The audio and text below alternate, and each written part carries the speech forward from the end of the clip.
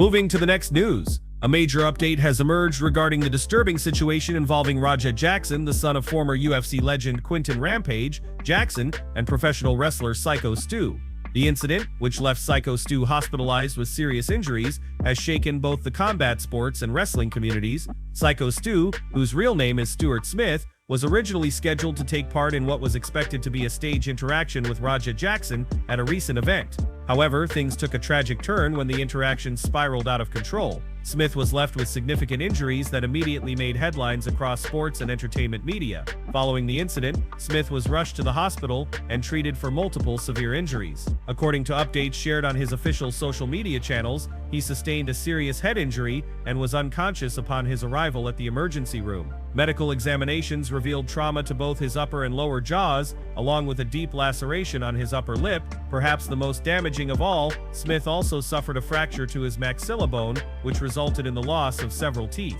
Doctors confirmed that while his injuries are serious, Smith is fortunate to be alive and stable. His family and support team acknowledged that he faces a long and difficult road to recovery, but they also emphasized that he remains in good spirits. Despite the pain and setbacks, Smith has shown resilience and optimism, which has encouraged fans and supporters to rally around him. On social media, his team shared a heartfelt message, thanking the public for the overwhelming outpouring of love and support. "We are deeply grateful for all the kindness and generosity we've received during this time," the statement read. "From monetary donations to food, flowers, and thoughtful gifts, every gesture has meant more than words can express. Your compassion has lifted us during one of the most challenging moments of our lives." The wrestling community, along with MMA and boxing fans who know the Jackson family name, has responded with solidarity. Many fellow wrestlers, promoters, and fans have sent messages of encouragement, hoping for a smooth and complete recovery for Smith. Meanwhile, the legal side of this troubling story remains unresolved. As of now, Rajat Jackson has not been arrested or charged in connection with the incident. This fact has left many questioning how the situation will unfold moving forward.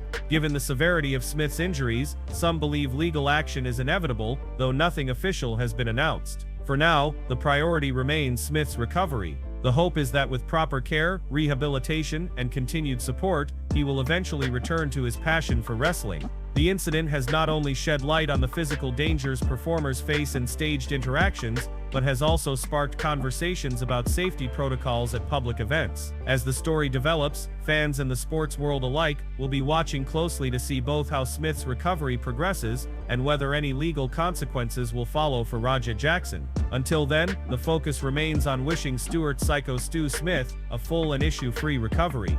Moving to the next news. Robert Whittaker breaks down Islam Makhachev versus Jack Della Maddalena ahead of UFC 322. The MMA world is buzzing as UFC 322 approaches, with Islam Makhachev set to challenge Jack Della Maddalena in a blockbuster title fight at Madison Square Garden on November 15th. The bout pits one of the most dominant pound-for-pound fighters in the sport against one of Australia's fastest rising stars, and the betting lines have already generated plenty of discussion. Current odds list Makhachev as a strong favorite, while Della Maddalena, the reigning welterweight champion, enters as a plus 225 underdog.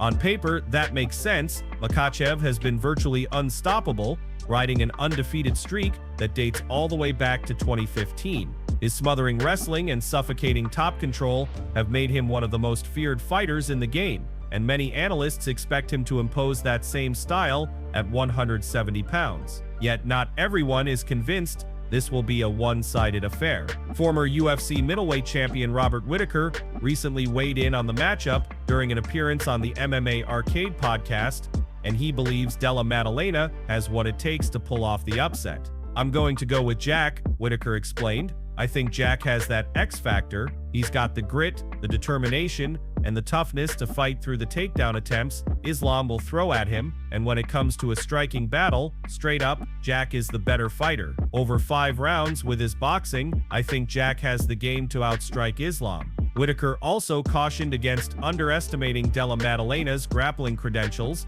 "People sleep on Jack's jiu-jitsu. He's not just a boxer, he's dangerous off his back, and I don't think Islam will be as reckless with his takedowns as some people expect. Jack has real offensive threats in those positions." Critics may argue that Whittaker's support for Della Maddalena is biased, given that both fighters hail from Australia. But Bobby Knuckles isn't the only respected voice backing JDM. Former UFC middleweight champion and analyst Michael Bisping also shared that he wouldn't be surprised to see Della Maddalena come out on top at UFC 322, echoing the sentiment that fans are underestimating the champion's skill set. Another major storyline surrounding this fight is Makhachev's decision to vacate his lightweight title. The move came shortly after Ilia Topuria relinquished his featherweight crown, signaling a potential shift in UFC policy regarding champions holding multiple belts. Whitaker admitted he was surprised to see the UFC allow such a high-profile star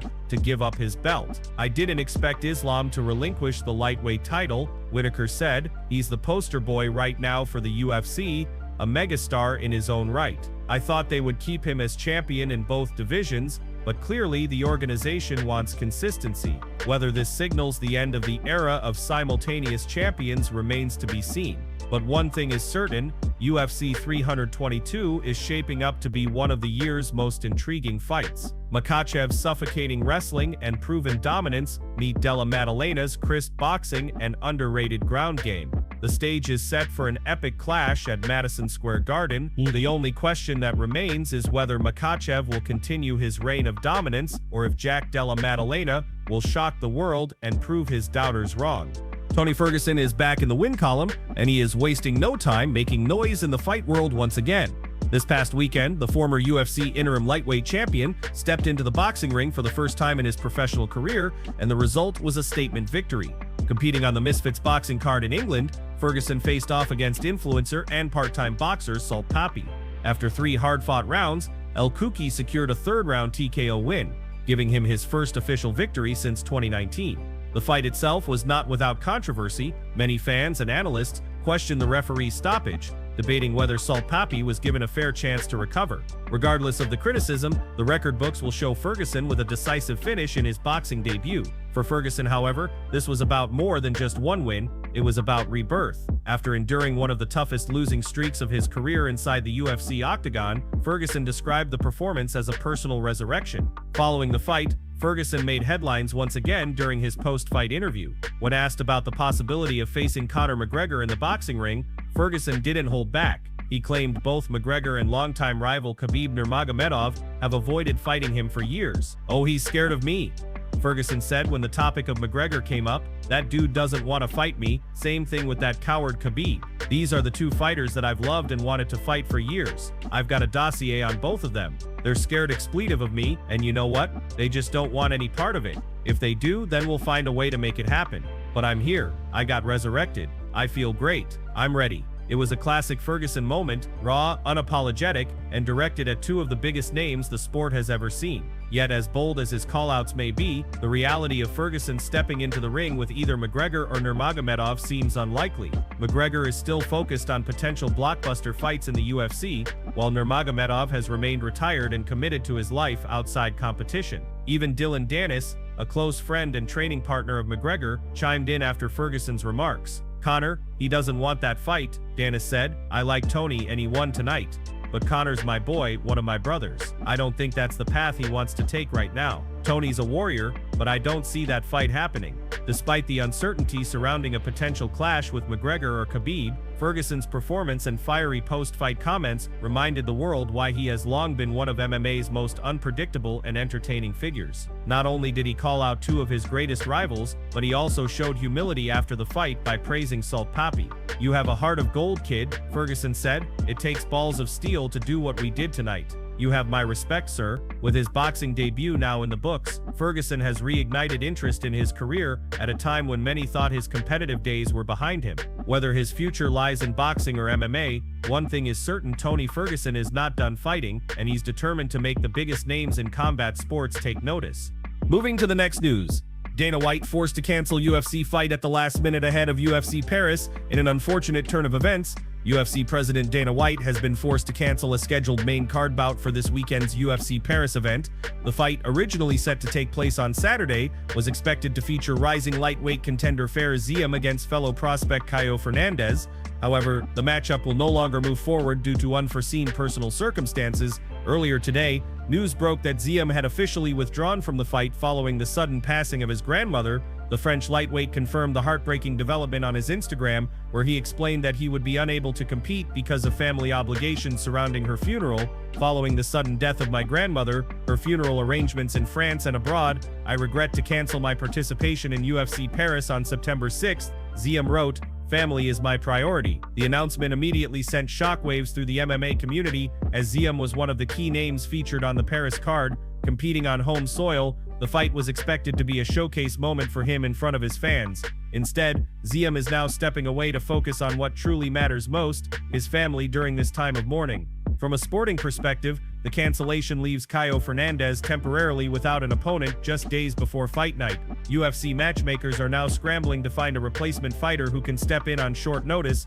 While nothing has been confirmed yet, the promotion is actively searching for a competitor who can ensure Fernandez remains on the card. If a substitute cannot be secured in time, Fernandez could also be pulled, which would further alter the highly anticipated Paris lineup. The UFC Paris card remains a major event for the promotion, with fans across France and Europe eagerly awaiting the spectacle.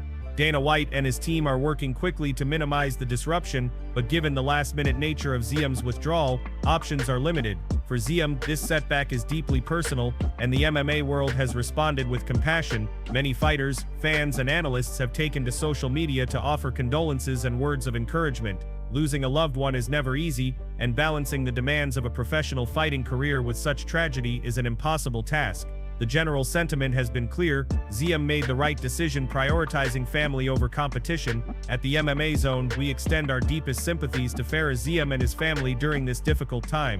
No fight, no matter how big, is more important than family and loved ones. As the situation develops, all eyes will remain on the UFC to see whether Fernandez secures a new opponent or if the matchup will be scrapped entirely. Regardless of what happens on Saturday night, the MMA community will continue to rally behind Ziam, respecting his decision to step away and heal with his family. UFC Paris will still move forward as scheduled, but this incident is a reminder that even in the fast-paced, unpredictable world of combat sports, life outside the cage always comes first. Moving to the next news. Dillon Danis calls out Islam Makhachev and Khamzat Chimaev after quick submission victory. Dillon Danis has made headlines once again, and not just for his return to combat sports.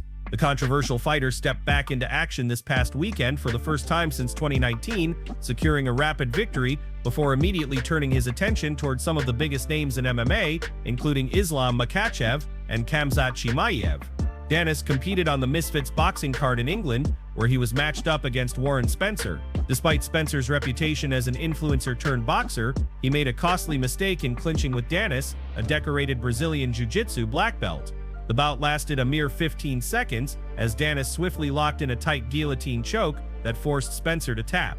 The victory itself was not surprising given Danis's grappling credentials, but what followed was classic Dillon Danis, bold callouts and headline-grabbing statements. "I told you I'm on a different level," Danis said in his post-fight comments. "Islam Makhachev, Khamzat Chimaev, whoever these guys are, I don't care. I've been saying this since the beginning, I'm different. At the end of the day, I've offered to fight anybody. Jorge Masvidal, Nate Diaz, all of them. But everybody was scared. I had to fight whoever they put in front of me because no one wanted to step up." Danis went even further, suggesting that the UFC itself is avoiding signing him because of the threat he poses to their top stars. Speaking with MMA Fighting, he insisted that the promotion knows exactly what he brings to the table. "They're definitely watching me," Danis said. "Stop hiding your guys from me, because you know I'll beat them. After this performance, fans are going to want to see me in the UFC.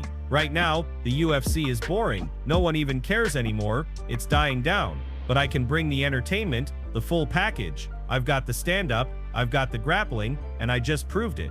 I dropped a boxer, and when he tried to clinch, I finished him in seconds. Nobody else can do what I do." True to his reputation, Danis did not stop there. He threw out challenges to nearly every top welterweight, insisting that he is willing to fight anyone the UFC can offer. "At the end of the day, it doesn't matter who they give me," he continued. "I'll fight any single guy. Jack Della Maddalena, doesn't matter. Leon Edwards, that's an easy one. Michael Venom Page, line them all up. I'll fight anyone right away." While critics continue to question Danis's legitimacy as a top-level MMA competitor, especially given his long layoff and the nature of his comeback opponent, his ability to generate attention cannot be denied. His post-fight callouts of Islam Makhachev, the reigning lightweight champion, and Khamzat Chimaev, one of the UFC's most feared contenders, are bold to say the least. Whether the UFC will take Danis seriously remains uncertain. For now, what's clear is that Dillon Danis has once again found a way to inject himself into the conversation, ensuring that his name remains one of the most talked about in the sport.